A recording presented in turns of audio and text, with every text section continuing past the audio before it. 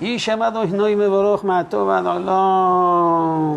to talk today about Tisha B'Av, quick laws about what we are expecting and what are the laws on the day before the 9th of Av and on the day of the 9th of Av. Be'ezrat Hashem. I'll try to make this class short, brief, and to the point. You know, there's few prohibitions and restrictions that we follow on this special day, the day we mourn over the destruction of the two temples.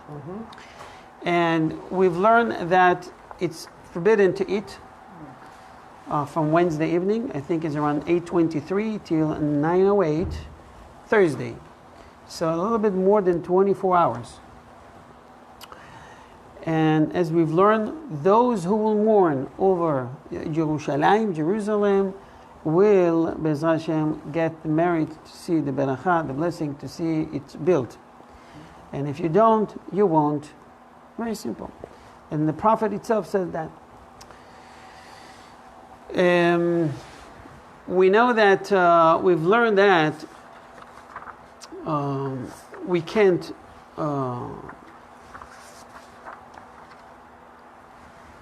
launder any clothing during the 9 days and during the time, the Av, the day of 9th Av falls on, which is this week. And we're using only laundered, what we talked about, right, last time? Yes. Now we'll talk about washing. We know that we're not allowed to wash. So what do we do if we need to wash hands after restroom? Wake up in the morning. What if our mouth or on our mouth is dirty? What about, I would just want to use mouthwash. Brushing our teeth. I can't stand myself. I have to brush my teeth. Some people have some dirt in the eyes. They want to clean it up. They don't feel it's appropriate to go like that in the shul and pray. But on the other hand, we're not supposed to touch water. It's one of the restrictions. So we've learned that, let me go just directly to the halacha. Okay, so the halacha says the following. Being a fast day, it is forbidden to eat or drink on Tisha B'Av. Anyone who does eat on Tisha B'Av will not merit to witness the joy of the rebuilding of Yerushalayim. All those who truly mourn for Yerushalayim, on the other hand, will have merit of, and they will witness that joy. This is the promise of the prophet Yeshayahu 66:10. Rejoice, as it says, rejoice with Yerushalayim and be filled with happiness on her behalf. All those who love her, make merry with her. All those who are now mourning over her. So if you take part, share in the morning, you will take share in rejoicing when it's built, Be'ezrat Hashem, soon. Baruch atah Adonai Eloheinu melech ha'olam shehakol nihyo b'dvaro. Amen. What if he mistakenly woke up in the morning, he prepared for himself a coffee? This is what you do automatically every morning. And then say the beracha, Baruch Hashem shehakol nihya b'dvaro. Oops, it's 9th of Av.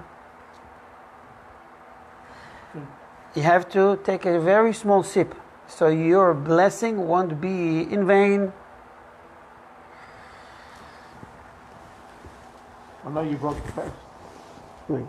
Huh? No, you didn't. You didn't. If you drink more than a certain amount, then you did.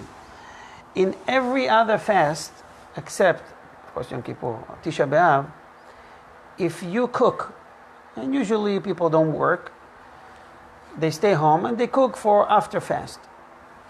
They spend time, and this year it's perfect. I hear from so many people, it's perfect, it's Thursday, I'll do all the cooking for Shabbat.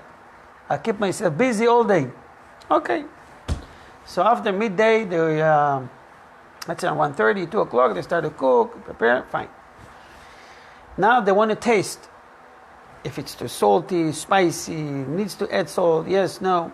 In every other fast day, it's permitted, except Tisha B'Av, the 9th of Av. We're more strict. Tisha B'Av, the 9th of Av, is as strong or stringent as Yom Kippur. The only difference is, in Yom Kippur, it's like Shabbat. 9th of Av, you can drive, light candles and lights or whatever you want to do, like a mundane day, regular day. There's no problem. What if? Okay, so what about the one that wants to wash his mouth? On Tisha B'Av, it is forbidden to rinse out one's mouth, or to brush one's teeth upon awakening in the morning, even if he uses less than a revi'it. Less than a revi'it is less than 3 ounces, okay, of water, and he spits it out instead of swallowing it. It is forbidden nonetheless. If someone feels extreme discomfort because he has not rinsed out his mouth, however, it is possible to be lenient.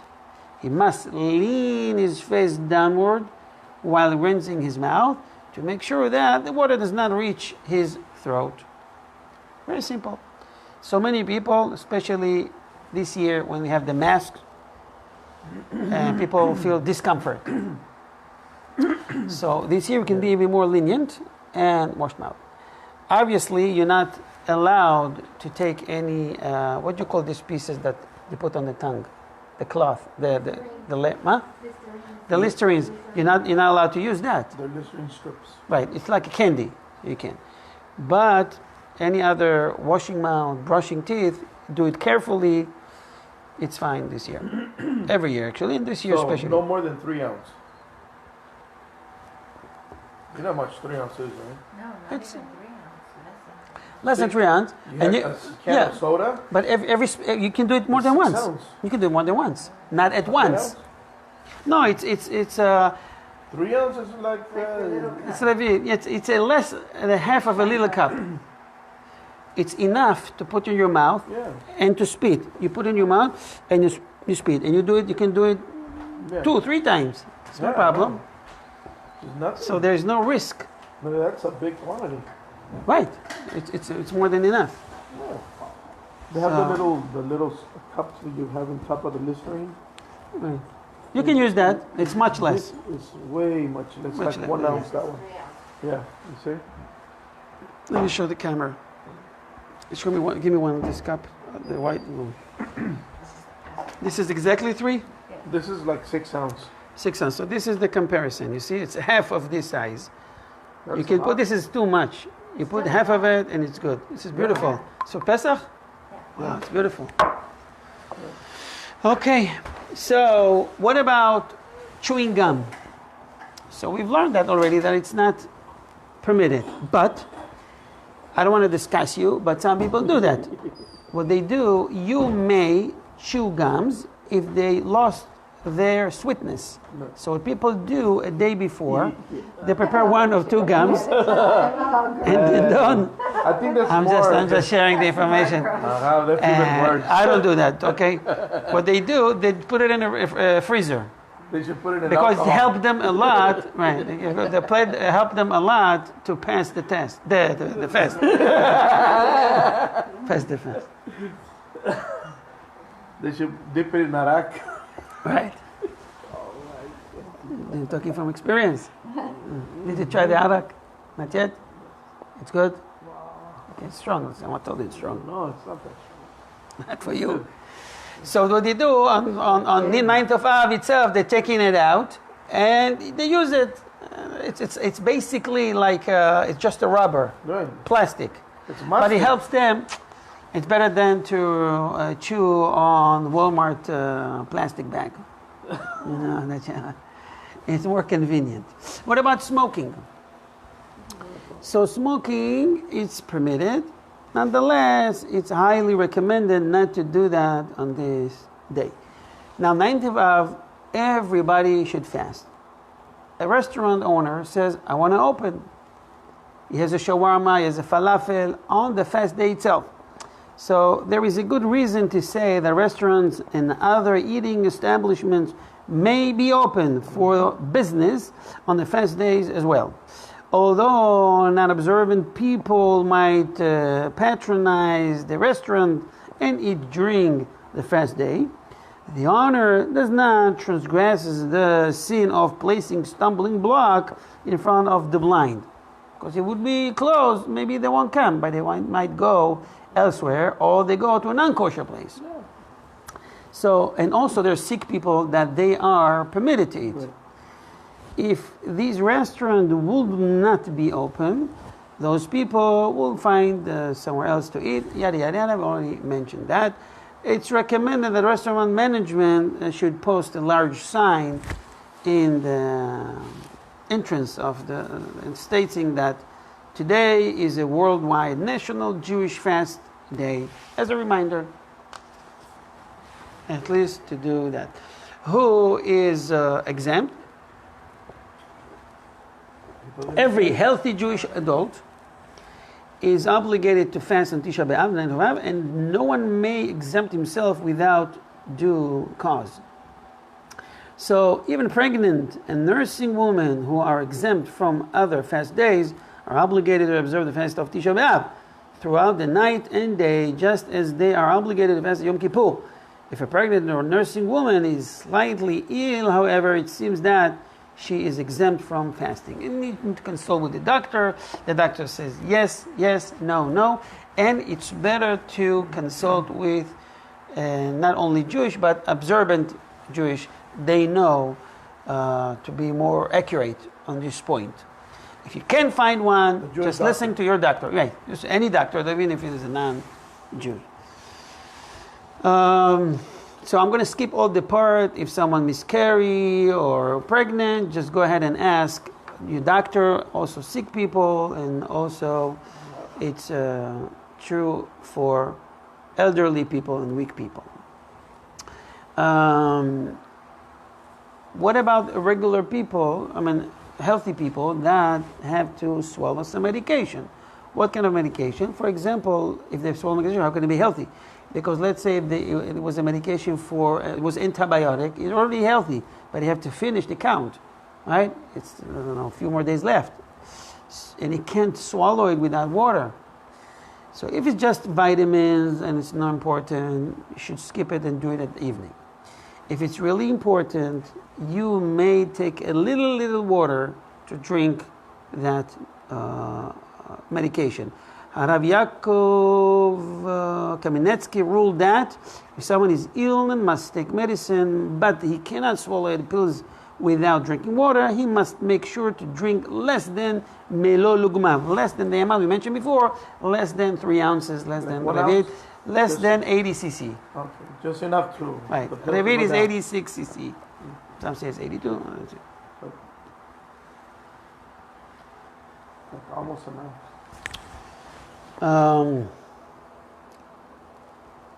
Okay. What about, and this is a common issue, and I hear almost every year. People come to me and say, Rabbi, I had an issue. What is it? I have a headache. I can't stand it. We're in the middle of the fast. Thursday, in the middle of the day, they got a headache. It could be that he's nervous about it, he didn't eat, he didn't have his coffee, many reasons. Right. So what do you want to do? I want to take a Tylenol pill. I would like to take a medication to ease my pain. Can he do that? He says, Rabbi, I'm taking it with no water. Well, that could be considered as eating. Allah says, if someone suffers from headaches on Tisha B'Av, he can be permitted to swallow a pain reliever without water as long as the pill or the capsule is tasteless. So obviously all the thumbs and all these, flavor, you cannot. If the medicine is flavored, it should be first wrapped in a plastic wrap or something similar and then swallowed. This is permitted since it is not a normal way to eat anything. And I would not. Okay, I won't recommend But it. it's not food anyway. It's medicine. Right, but see the strictness here. That the halacha is not easy to let people drink or eat. Normally, medicine is tasteless. Normally. Medicine. Normally. Vitamins are not, or other things. But medicine is tasteless. Right. Okay. Bathing. Bathing on Tisha B'Av. It is forbidden to bathe on Tisha B'Av, whether with hot water, or cold water.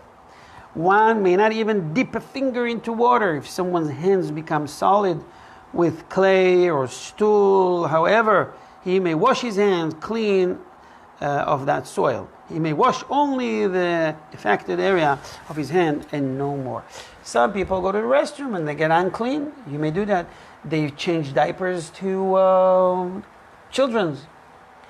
And especially today with all the corona issue.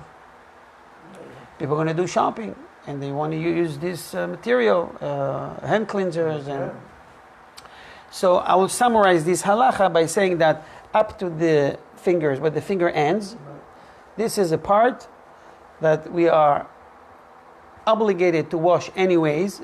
The fact that we do it up to here, it's a minhag, it's a good custom. But on 9th of Av, up to here, wash it. But if the dirt is here or here, wash it as well. Remove it. Okay, especially these days with corona effect, with COVID-19, we have to be extremely cautious. Therefore, if you finish shopping or whatever, any routine you did, during these past days, clean it, use these sanitizers in order to clear it. Question? You answered it. Okay, you see, I'm a psychic. Because you're only the tip like in those before. Yeah. So in the morning you do the same thing. You wash your hands 3 times. One. And up to where the fingers end. Okay?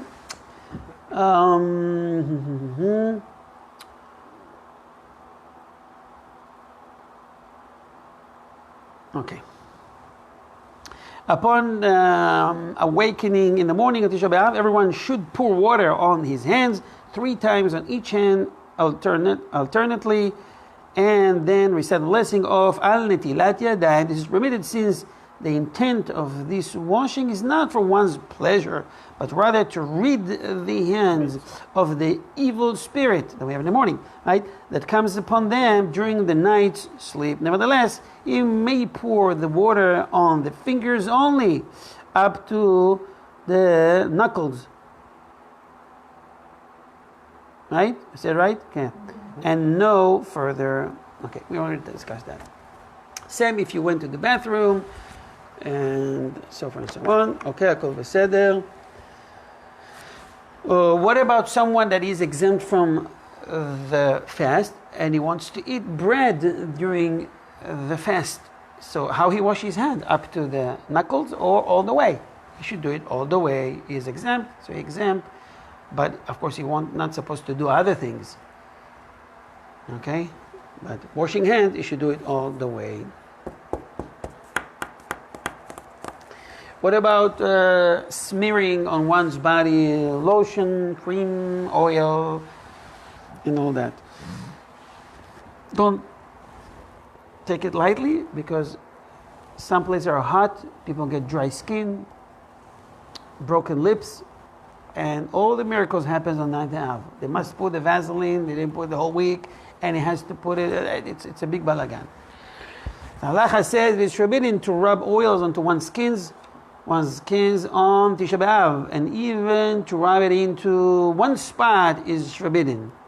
This is the case only if one rubs the oil for the pleasure and the comfort of it. If someone has a condition in his scalp that needs to be treated by rubbing oil into it, he may do so with clear consonance. What is that? That's going to be clear credence. What it says? Consonance? Okay, no. Sorry, everyone. Oh, conscience. With a clear Conscience. conscience. Ah, With a With a conscience. clear conscience. Like not to feel that. Not to feel bad. Okay. I thought it's conscience. It's It's consigned. just spelled differently. It's Yeah, consigned. It is permissible to rub filth from one's skin using oil. Sometimes the trick is to use.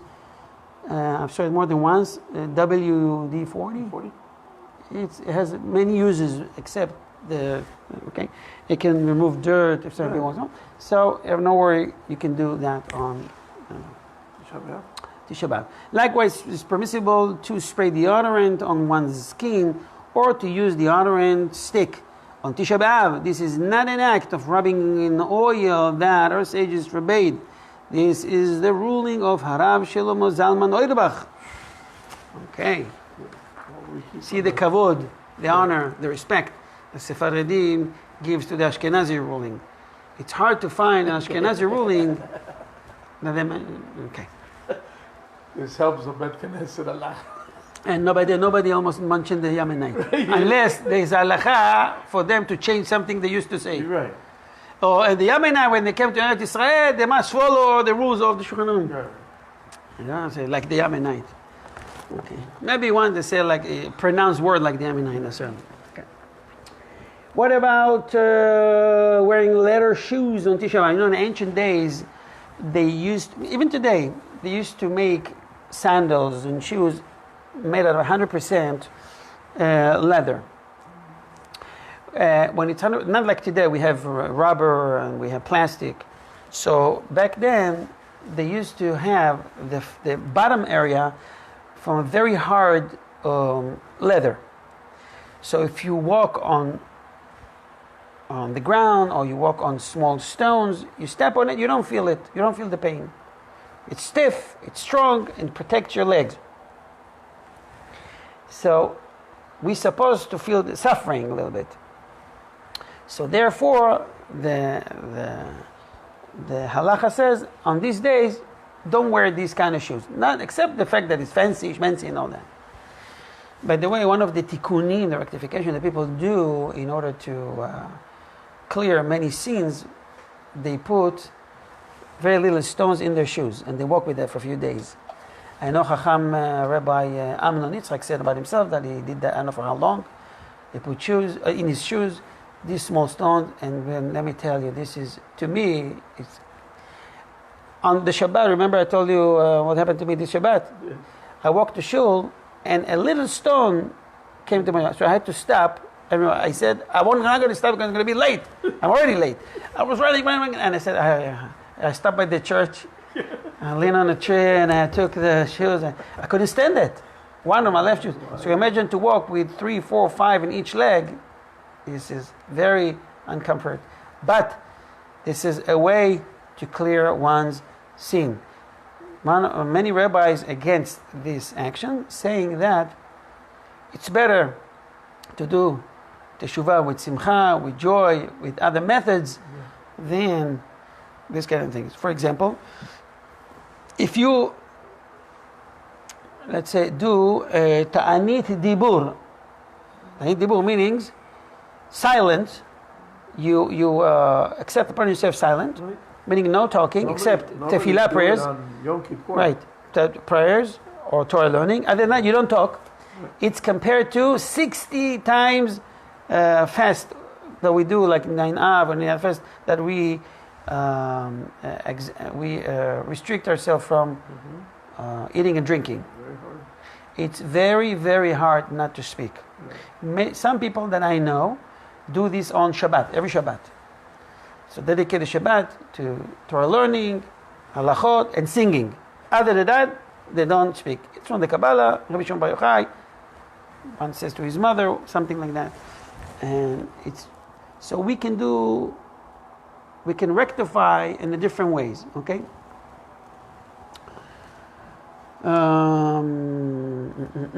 So we are wearing regular sport shoes, no leather shoes, not only because what I mentioned, the stones and the fillings and all that. There's other restrictions because of its fancy, and some says also that those who broke in the Romans and the Babylonians and the Greeks and the Romans, they all had these heavy shoes and sandals with nails in them, and they killed many Jews with that by stepping on their throat and on their heads. It's also something for us to remember. Anyway, we can wear any man-made material. As long as it's not leather, any man-made material. any metal material you can wear, even if it Even if it looks like Leather. leather. It's no problem.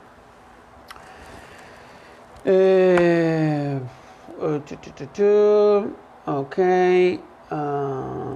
Let's give them. Tashmish Mita, marital relations. Is that right? Marital relations on Tisha B'Av. I'm going to skip all that. It's forbidden. You act like she is in Nida, and that's it. And we move to the next thing. Oh, something surprising. Studying Torah. Studying Torah is not permitted on Tisha B'Av. Why? Because studying Torah brings joys to one's heart. As it says, the status of God are just, as it say, and they gladden the heart. We said in Tehillim, in Psalms 19:9.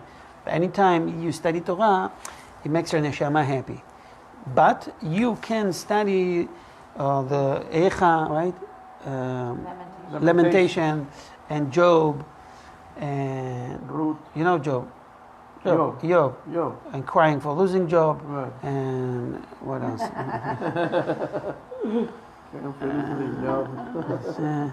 What else?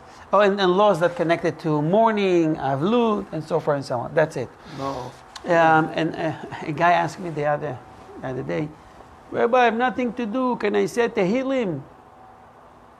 So I said to him, yes, you can. But today, yes, you can. Because I knew the other option he has is to watch TV. Right. He's going to watch TV. It's better to watch TV. Yeah. Let's say Tehillim. Okay. I think we're done with that.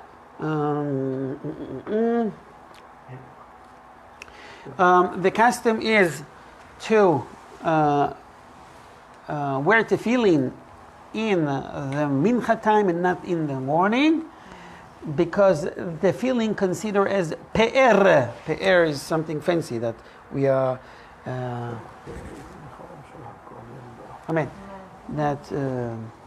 We are wearing on our hands, and we're supposed to have efer. It's the same letters, using same letters. Efer means ashes. So ashes in the morning, and after that in mincha, it's pe'er. It's the beauty of tefillin. So it's customary in many communities to do mincha. This is what we do here in the shul. Let's conclude with about performing labor on Tisha B'Av. It is permissible to perform labor in communities where this is the common custom. In community where the custom is to refrain from labor on Tisha B'Av, however, no one may breach the custom. Torah scholars must refrain from performing labor on Tisha B'Av, regardless of the custom of their community. In practice, all the known Jewish communities in the world have the custom of refraining from performing labor on Tisha B'Av. It is permissible, however, to perform labor on the night of Tisha B'Av, which this year is Wednesday evening. It's not a sin, no? No. It's not a sin if you work on Tisha B'Av. No. So let me read you the next halacha.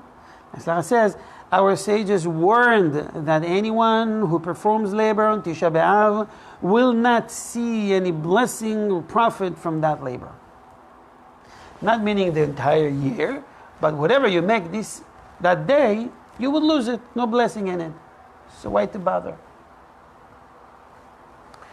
Even if it's as a mashgiach? No. So there's mashgiach, it's a must. Otherwise, it could be other grave sin can come out of it. So mashgiach, but it's also, if it's possible to refrain, it's better. We mentioned already that restaurants are open.